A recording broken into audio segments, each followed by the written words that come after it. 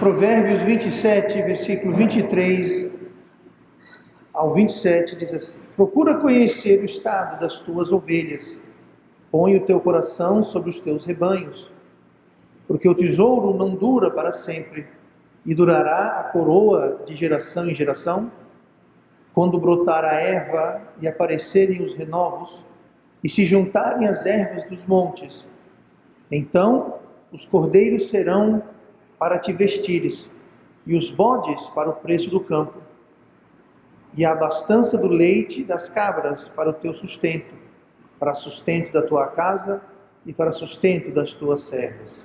E é um pouquinho diferente esse trecho de Provérbios, porque Provérbios geralmente cada verso, cada versículo, ele é mais ou menos autônomo, encapsulado, um não segue necessariamente o outro, e geralmente a gente lê cada um por si só, ele carrega por si só alguma mensagem. Nesse trecho aqui, do versículo 23 ao 27, não é o caso, é uma exceção, que não é a norma do estilo de Provérbios, onde nós temos aí vários versículos que estão tratando do mesmo assunto, da mesma questão, mas eles como um todo trazem a verdade, não apenas um versículo solto. O que está dizendo aqui: procura conhecer o estado das tuas ovelhas, põe o teu coração sobre os teus rebanhos. O estado ou a condição dos nossos rebanhos, das nossas ovelhas, aqui está dizendo, é de nossa conta. Procura conhecer o estado, põe teu coração, são ordens, é um mandamento que Deus está dizendo. Aí você fala: pastor, eu não tenho nem rebanho e não tenho ovelhas. O que seriam as ovelhas? O que seriam então aqui os rebanhos? Nós vamos falar um pouquinho mais, mas essencialmente tudo que é ou tudo que deveria ser da nossa responsabilidade. Ou seja, tudo aquilo que cai debaixo da nossa influência, tudo aquilo que cai debaixo dos nossos cuidados, isso seria deve ser entendido como sendo nossas ovelhas ou nossos rebanhos. Por exemplo, para ser mais específico, nossos rebanhos, nossas ovelhas podem ser o nosso estado espiritual, a nossa situação perante Deus, se nós somos salvos ou não, a nossa maturidade cristã. Se você, se eu, se nós somos salvos, isso é algo que deve interessar, acima de tudo, nós mesmos. Não deveria ter alguém mais interessado na sua salvação do que você.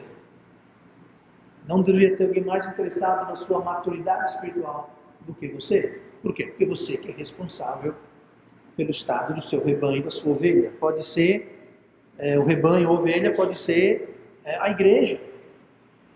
A igreja, essa igreja, a igreja que você faz parte, o estado dela é o seu rebanho, é as suas ovelhas, é algo que cai debaixo da sua responsabilidade. A igreja não é responsabilidade única do pastor ou meia dúzia de irmãos, é de todo mundo que compõe essa igreja. Pode ser a sua família, pode ser o seu casamento, pode ser a criação dos filhos, pode ser a situação do lar, enfim, qualquer coisa. Eu mencionei algumas áreas aqui, mas podemos falar mais. Qualquer coisa, seu trabalho, sua profissão, sua carreira, suas finanças, tudo aquilo que cai debaixo da nossa responsabilidade, nós podemos subentender como sendo os nossos rebanhos, as nossas ovelhas. Aqui, no contexto de quem estava ouvindo isso, o rebanho, as ovelhas, era entendido como tal, porque era uma cultura, uma situação agrícola, as pessoas entendiam isso. Então, só porque a gente não tem rebanho ou ovelha, não quer dizer que isso não tenha pertinência a nós. Um exemplo aqui, a educação, eu me refiro aqui à educação acadêmica, a educação acadêmica dos nossos filhos, talvez vá chocar algumas pessoas, a educação acadêmica dos seus filhos não é responsabilidade da escola. Não, pastor, mas eu mando para a escola. Não interessa, a responsabilidade da educação dos seus filhos. Tá? Não estou falando de educação sim senhor, não senhor, boa tarde, boa noite, obedecer. Não, não é isso. A educação acadêmica. Ah, pastor, mas eu pago muito caro, eu mando meu filho para a escola, mando ele pra... Não interessa.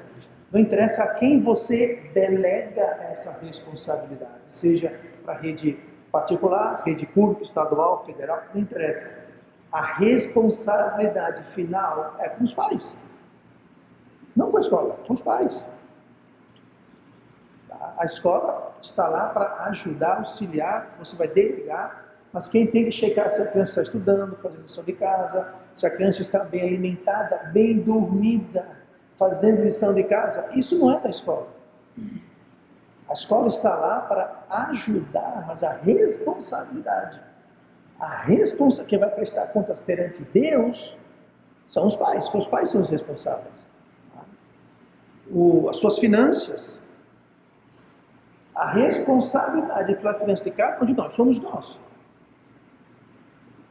A sua saúde. A sua saúde não é de responsabilidade do governo. Óbvio que o governo tem que dar. O governo não tem que dar nada, gente. O papel do governo não é dar saúde. Saúde é responsabilidade minha e sua. Cada um tem que tomar conta da sua saúde. Não é errado em você buscar ajuda, e seja da rede particular, rede pública, não tem que errado buscar saúde, mas a responsabilidade. Quem precisa tomar posse, se informar, estudar.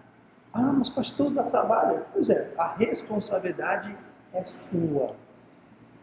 É minha, é nossa. Então, qualquer coisa que caia debaixo da nossa responsabilidade, podemos considerar como sendo nossas ovelhas e nossos rebanhos. Nós somos responsáveis e é preciso assumir essa responsabilidade e não ficar esperando por outros e culpando, responsabilizando outros por coisas que nos cabem. Naquela época, se você não tomava conta do seu rebanho e das suas ovelhas, não tinha essa de, eu vou para o governo, porque eu vou... Não, você simplesmente ia para a rua passar fome. Talvez entrar na escravidão. Não tinha uma rede de auxílio nenhuma. Então, as pessoas tinham que zelar, tinham que assumir, tomar posse. Hoje em dia, muitas vezes, se delega e muitas vezes entrega a responsabilidade dessas e outras áreas. E aqui, Deus está dizendo, procura conhecer o estado das tuas ovelhas e põe teu coração sobre os teus rebanhos. Todos nós temos rebanhos, todos nós temos ovelhas, não literais, tá? Mas aqui no texto nós temos algumas chamadas, algumas convocações aqui no trecho que nós lemos, para a gente tomar conta e assumir a responsabilidade e atendermos esses chamados. Olhe comigo no versículo 23. E o primeiro chamado é um chamado à responsabilidade. Procura conhecer o estado das tuas ovelhas, põe o teu coração sobre os teus rebanhos. Essa palavra procura, no dicionário, ela significa executar as ações necessárias. Ou seja, fazer o que for necessário, fazer o que for preciso. Está nos chamando a sermos diligentes, zelosos, proativos. Agirmos. Caso contrário, nós arriscamos perder. Perder o quê, pastor? Perder os rebanhos, perder as ovelhas, perder aquilo que nós não tomamos conta. O versículo 24, o seguinte, ele explica, ele fala o porquê. Tá? Só para contexto, o 23. Procura conhecer o estado das tuas ovelhas, põe o teu coração sobre os teus rebanhos. Por quê? Versículo 24. Porque o tesouro não dura para sempre, e durará a coroa de geração em geração. Então está dizendo, nós temos que ser diligentes, proativos, responsáveis, fazer tudo o que for necessário, porque senão o tesouro não vai durar para sempre. Você tem finanças tão boas hoje? Tudo bem, não cuide não delas. Não seja diligente e proativo. Vai durar para sempre? Não, se você cuidar, vai durar. Se não cuidar, não vai durar. Sua saúde. Muito fácil nós jovens que estamos desfrutando de perfeita saúde, e a gente não se importar muito com a questão de saúde. Ah, pastor, tomar conta de saúde, comer alimentos corretos, evitar alimentos errados. Isso é coisa de velho. isso é coisa de doente. Eu não, eu estou com saúde. Pois é, se você não procura conhecer o estado do teu rebanho saúde e das tuas ovelhas saúde, o tesouro não vai durar para sempre. Vai chegar um dia que a sua saúde vai-se embora. E você vai aplicar isso a qualquer coisa. Você tem um casamento? Não, pastor, o casamento hoje está excelente. Glória a Deus, louvado seja. Mas sabe uma coisa? Procure conhecer o estado dos seus rebanhos, das suas ovelhas. Estude, aplique o seu coração em conhecê-los. Por quê? Porque o tesouro não dura para sempre. Tem muito casamento que começa a nota 10 e acaba a nota menos 10. Por quê? Porque não procurou conhecer o estado do rebanho e não aplicou o coração para conhecer o estado das ovelhas. E durará a coroa de geração em geração? Mesma coisa. Isso não quer dizer que vai durar. É interessante que fala coroa de geração em geração. Quantas pessoas receberam heranças generosas e torraram, gastaram, desperdiçaram tudo? Por quê? Porque não procuraram cuidar do estado dos seus rebanhos. Tudo aquilo que talvez o seu pai, seu avô trabalhou, sacrificou, é torrado pelas gerações futuras. Por quê? Justamente por isso. Não conheceram o estado das ovelhas, não colocou o coração sobre os rebanhos. Então você aplica esse princípio a qualquer coisa que você quer. Finanças, saúde, casamento. Ah, pastor, meu filho é uma bênção, minha filha é uma bênção. Ótimo! Mas procure conhecer o estado, aplique seu coração. Porque tem muito anjinho, querubim, que cresce e vira um capetinha. Eu posso citar aqui, por exemplo, eu não vou fazer isso, é claro que eu não conheço ninguém que se encaixa nesse daí, mas qualquer área que você imaginar, nós temos que aplicar aqui esse princípio. Não há garantia que os rebanhos de hoje estarão aqui amanhã. Não há espaço algum para displicência, descuido, preguiça.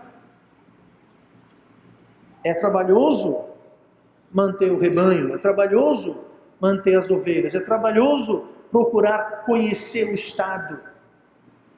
É trabalhoso colocar o coração, dá trabalho. Não é algo para preguiçoso, não é algo para displicente, não é algo para irresponsáveis. Mas precisa ser feito. É uma ordem, versículo 23, procura conhecer. Imperativo, é uma ordem. Põe o teu coração sobre os teus rebanhos. Coloque o seu coração, ou seja, se preocupe, tenha zelo, diligência por eles. Note aqui a relação que há entre ovelhas e rebanhos, no versículo 23, com o tesouro e a coroa, no versículo 24. As ovelhas são o tesouro, o rebanho são a coroa. O que é isso, pastor? Recursos. Tesouros são recursos. A coroa seria influência. Influência, talvez não influência no sentido político, no sentido, mas influência dentro do seu universo, dentro da sua vida, dentro do seu espaço. Ovelhas e rebanhos, tudo aquilo que traz recursos e influência. Nosso estado espiritual traz recurso, traz influência. A nossa igreja traz recurso e traz influência. A sua igreja é um recurso que você tem. E o recurso deve ser investido e deve ser usado. Se você tem um recurso que você não usa, grande coisa. Eu vou exemplificar com dinheiro. Eu conheço pessoas que têm dinheiro de monte, mas vivem igual uns miseráveis. Por quê? Tem um recurso, mas não usa o recurso. Não usa. Gente, dinheiro é um excelente mestre, mas é um péssimo. Dinheiro é um excelente servo, mas um péssimo mestre. Então não adianta ter um recurso se você não usar aquele recurso. Nossa família é um recurso. Nossos filhos são um recurso. Nosso casamento é um recurso. E nós precisamos conhecer o estado das nossas ovelhas, dos nossos recursos, das nossas famílias, nossas vidas, todas as áreas em nossa vida. Procurar conhecer o estado. Olha comigo no versículo 20 e 35. Estamos vendo chamadas, algumas chamadas, convocações. A primeira chamada que vemos hoje é a da responsabilidade sobre aquilo que nos cabe. Versículo 25 é um chamado para a preparação. Olha o que fala o 25. Quando brotar a erva e aparecerem os renovos, e se juntarem as ervas dos montes. Ali continua, mas vamos parar só no 25. Aqui está fazendo um chamado à preparação. Quando entendermos e aceitarmos a nossa responsabilidade, isso vai se traduzir em preparo. Vou repetir. Quando a gente entender e aceitar a nossa responsabilidade, isso vai se traduzir em preparação em nossas vidas. Que é fazer a coisa certa na hora certa.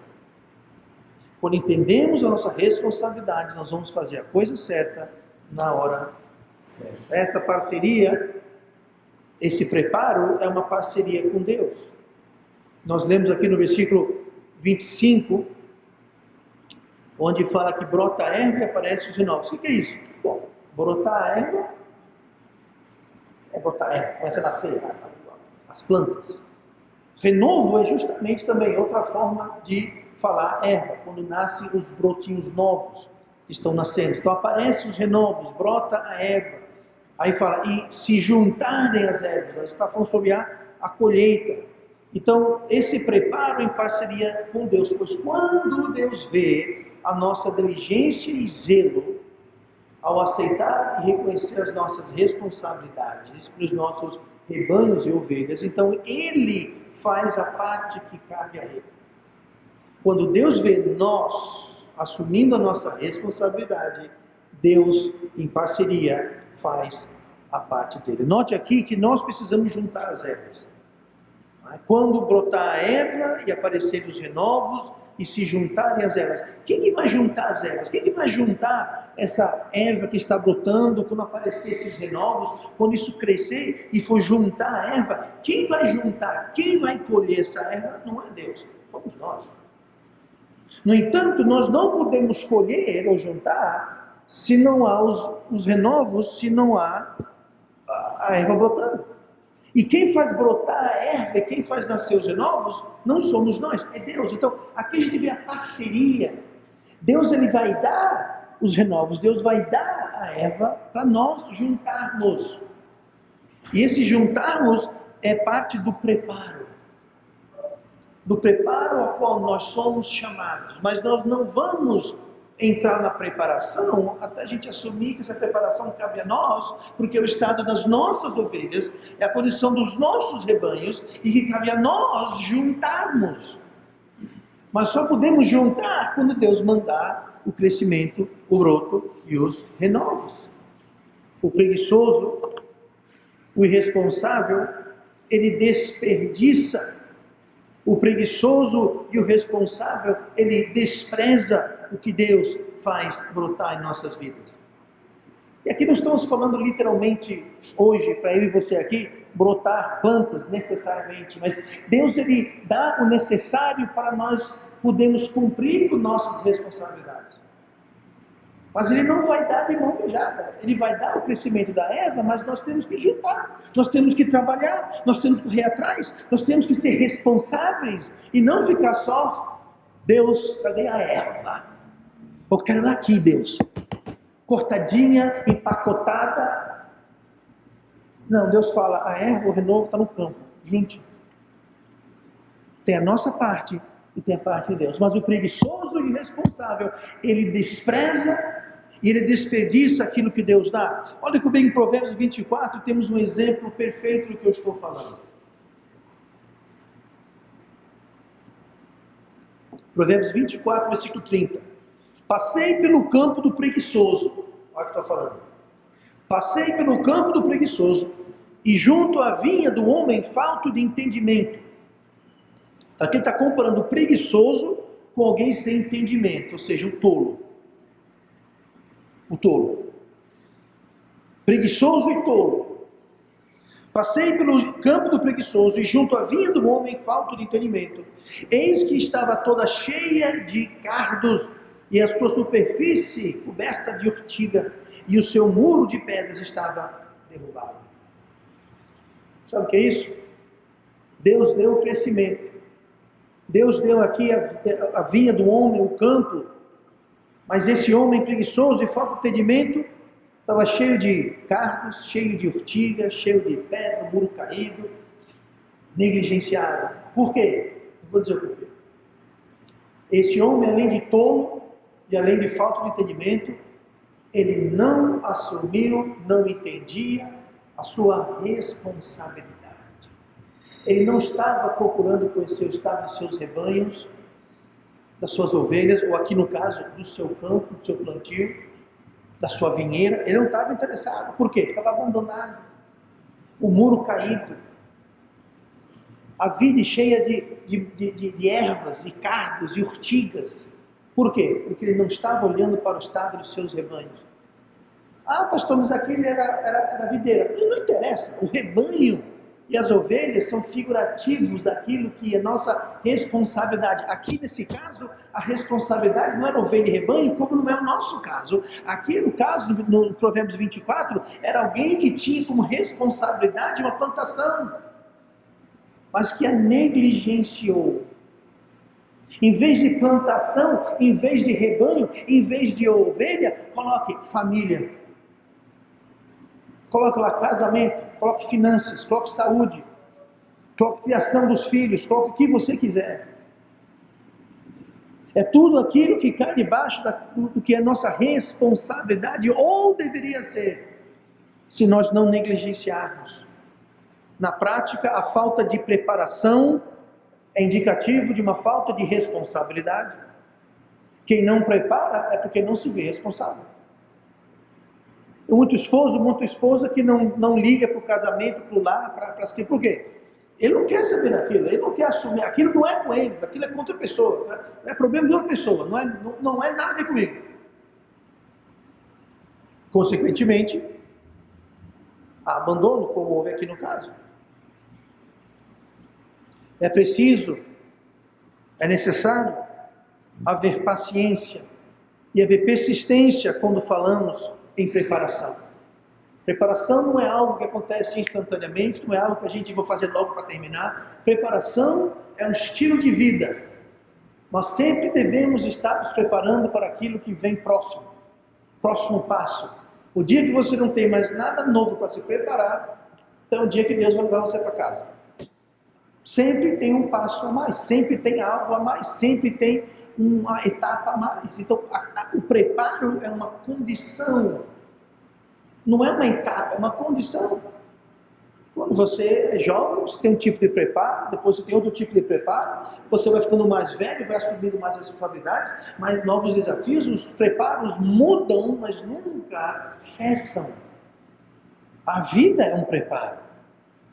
E o preparo está relacionado com a responsabilidade. E quando nós não queremos assumir a nossa responsabilidade, fazer a coisa certa, na hora certa, nós estamos deixando de lado o preparo.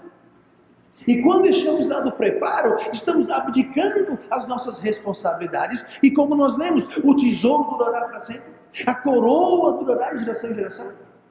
Com o passar do tempo, aquele tesouro que nós negligenciamos, aquele campo, aquela videira, aquele rebanho, aquelas ovelhas, aquele casamento, aquele filho, aquela esposa, aquele esposo, as finanças, a igreja, seja o que for, não vai durar para sempre. Um belo dia vamos acordar e dizer o que foi que houve com. Um belo dia, essa pessoa aqui em Provérbios 24 vai dizer o que houve com a minha vinha. Sabe o que foi que houve? Vou dizer o que foi que houve. Eis que estava toda cheia de cardos, a sua superfície coberta de urtiga, e o seu muro de pedra estava derrubado. É isso que aconteceu. Porque não houve responsabilidade, o chamado à responsabilidade não foi atendido, o chamado à preparação não foi atendido. É preciso paciência, é preciso persistência. Nós lemos no versículo 24, brotar a erva, aparecer os renovos. Está falando sobre o crescimento vegetal. O crescimento vegetal é lento. Eu sei disso. Lá no quintal tem um pé de graviola que não sei quantos anos está lá, mas nunca deu uma graviolinha para contar a história. Tem um machado pronto para resolver o problema rapidinho. Crescimento vegetal demora. Essa história de jogar um feijão no chão, no outro dia tem um pé de feijão gigante indo para as nuvens, é conto de fadas, não existe isso. Preparo não é algo que você, bom, preparei hoje, amanhã está tudo pronto, vou encerrar minha carreira de preparo. Não funciona assim. Tem que haver paciência, tem que haver persistência, tem que esperar a colheita. Enquanto a colheita não vem, tem que manter o preparo, manter o trabalho. É preciso esperar o resultado e persistir nos esforços. Não desista, não desencoraje caso o resultado não vier logo. Provavelmente não vai, mas é preciso continuar. Gálatas 6:9. E não nos cansemos de fazer bem, porque a seu tempo ceifaremos, se não houvermos desfalecido. Muito crente morre na praia. Faz, se cansa, desiste. Faltava isso. Desfaleceu, desencorajou, desistiu e colocou tudo a perder. Note a colheita no versículo 25: quando brotar a erva e aparecerem os renovos e se juntarem as ervas. E se juntar as ervas, essa colheita se trata da colheita, obviamente, vegetal, das ervas e dos renovos. Essa colheita, preste bem atenção, que isso é importante para entender o que estamos falando. Essa colheita dos renovos, essa colheita das ervas brotando, não é o alvo principal. Não é o alvo final. Então, pastor, o que é o alvo final? Qual é o alvo principal? São os rebanhos, gente. São as ovelhas. Procure conhecer o estado das suas ovelhas e bote o seu coração sobre os seus rebanhos. O rebanho, a ovelha, isso é o alvo final. Isso é a meta. Não os renovos, não as ervas que estão brotando, não as ervas que foram juntadas. O alvo final são as ovelhas, são os rebanhos. Essas são as grandes bênçãos, e há um chamado para a responsabilidade e para o preparo, e há um chamado para a bênção final. Que bênção final, pastor? Os rebanhos e as ovelhas. Os rebanhos e as ovelhas. Olha o versículo seguinte na sequência, o 26. Que começa: então os cordeiros. Note a palavra então. A palavra então está ligando tudo que veio antes, no versículo 24 e 25. Que é justamente procurar conhecer os rebanhos, conhecer o estado das ovelhas, é justamente a erva e os renovos, e juntar, tá? Então, depois de tudo isso, depois de assumir a responsabilidade, depois de entrar em parceria com Deus e cumprir o preparo necessário, então, nós lemos aqui no 26, a bênção final. Então os cordeiros serão para te vestires, e os bodes para o preço do campo, e a abastança do leite das cabras para o teu sustento, para o sustento da tua casa e para o sustento das tuas servas. Então, a bênção final aqui que estamos falando não é a erva juntada. São justamente os cordeiros, os bodes e as cabras. O que os cordeiros, os bodes e as cabras comem? A erva que foi juntada, os renovos e a erva que brotou, e a erva juntada. Então, essa colheita, a colheita vegetal, não é a bênção final. Ela é apenas o caminho para se ter cordeiros, bodes e cabras, que se alimentam dos brotos, dos renovos e das ervas que foram juntadas. Essa é a bênção final. Em outras palavras, a bênção final é você ter mais e maiores rebanhos. Se você olha para as tuas ovelhas, procurar conhecer e aplicar o seu coração para o estado dos teus rebanhos, os seus rebanhos vão crescer, eles vão ser maiores e vão ser melhores. Por quê? Porque você assumiu a responsabilidade, entrou em parceria com Deus e cumpriu a preparação para a qual somos chamados. E como resultado são mais e maiores rebanhos. Fala sobre o cordeiro. Os cordeiros serão para te vestires. Aqui está falando sobre lucro. No contexto aqui, lucro, sobre ganho, sobre aumento, acréscimo. É a bênção daqueles. E você pode aplicar isso a qualquer coisa. Seja lá o que for. Aí fala sobre os bodes, será para o preço do campo. Aqui está falando sobre a reposição do custo de produção. Está dizendo aqui, ó, os bodes para o preço do campo. Que preço do campo, pastor? Bom, para criar bode, não sei se você é criador de bode, mas para se criar bode você tem que ter campo. E esse campo ou você aluga ou você compra. E aqui está dizendo que esse indivíduo aqui tinha que pagar ou aluguel ou pagar para comprar o campo. E falou que os bodes seriam para o preço do campo, porque o bode era mais facilmente comercializado e vendido, ao invés que os cordeiros, eles eram mais lucrativos você mantê-los. Eles dariam lã, eles dariam sustento, eles seriam para o seu crescimento, para, como nós temos aqui, o aumento, ganho, lucro. Já os bodes seriam para custo de produção e, consequentemente, recursos futuros para fazer mais. Mais uma vez, pastor, mas eu não crio bode nem ovelha. Gente, aplique o princípio. Ninguém está criando bode aqui. Se estiver criando bode, eu espero ser convidado para uma buchada qualquer dia desses, tá bom? Mas o princípio mesmo. O princípio mesmo. A abastança do leite das capras. Aqui fala sobre o sustento próprio da família e de demais pessoas associadas. Como diz aqui, e para o sustento e a abastança do leite das cabras para o teu sustento, para o sustento da tua casa e para o sustento das tuas servas. Note como esse aumento traria ganho, lucro, progresso, vantagem, e não só apenas material financeiro. Mas tudo isso só depois do zelo, da responsabilidade, do preparo e da persistência. Aí vem as bênçãos de crescimento e fortalecimento dos rebanhos.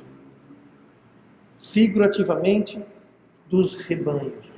Deixa eu perguntar para você esta noite, como é que está o estado dos teus rebanhos? Como está a condição? Você está colocando o seu coração em tudo aquilo que lhe cabe? Você está colocando sua atenção, sua responsabilidade? Ou você está terceirizando? Eu vou dar um exemplo aqui. Talvez na sua casa você contrata uma faxineira para vir fazer uma faxina uma vez por semana, ou 3 vezes por dia, dependendo de como é que é a sua casa. Mas ela vem na sua casa, ela limpa tudo. Mas sabe quem é responsável pela sua casa? Não é a faxineira, é você. Quando o marido chega em casa e vê bagunça toda, essa faxineira é fogo. Não, faxineira é fogo não, você que contratou ela, você que é responsável. Não terceirize aquilo que lhe cabe. Você manda seu filho para a escola? Ótimo, que bom. Mas não pense que isso isenta você, pai e mãe, de fazer assim, ó. Está fazendo lição de casa? Está estudando? Está aprendendo? Eu conheço jovens que 14, 15 anos, passaram de ano, não sabem escrever o próprio nome. Não aqui dessa igreja, não se preocupa. Pastor, eu mando para a escola. Eu mando para a escola, e se a escola passou de ano, para mim tá bom. O seu filho não sabe escrever o nome, não sabe ler. Mas eu mando para a escola. E não é de que você mandar para a escola.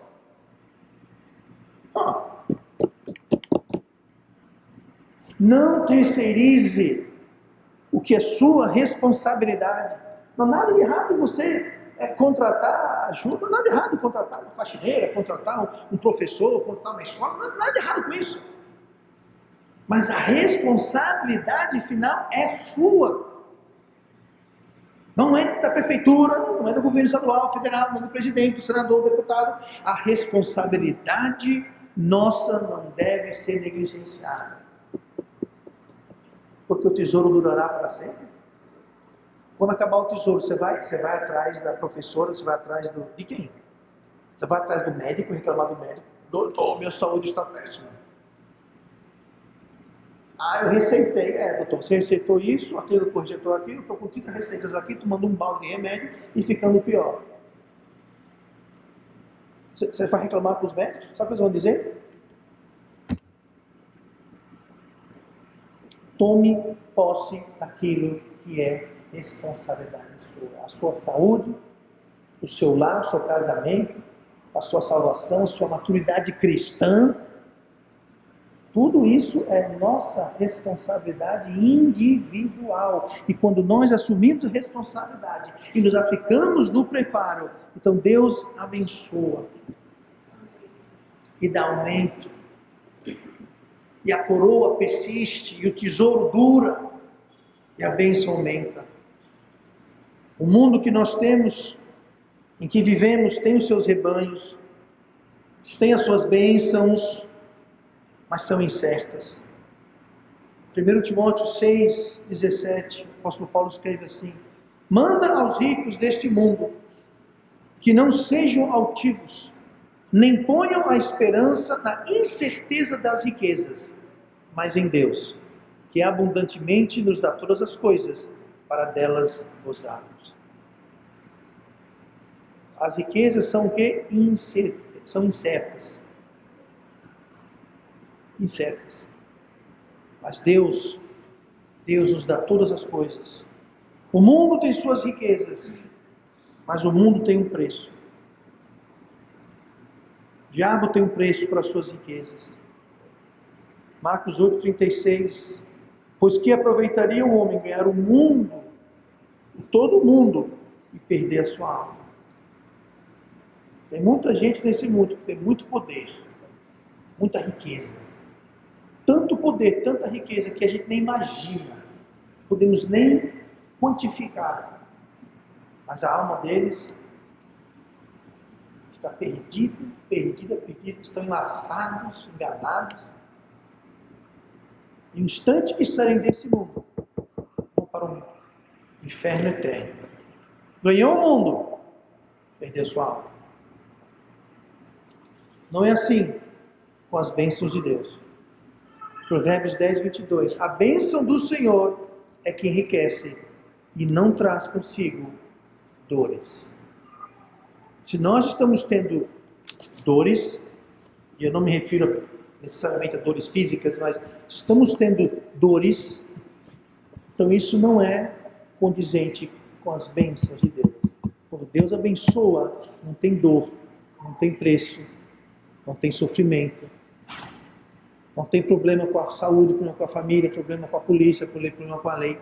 Não. As bênçãos do Senhor não trazem consigo dores.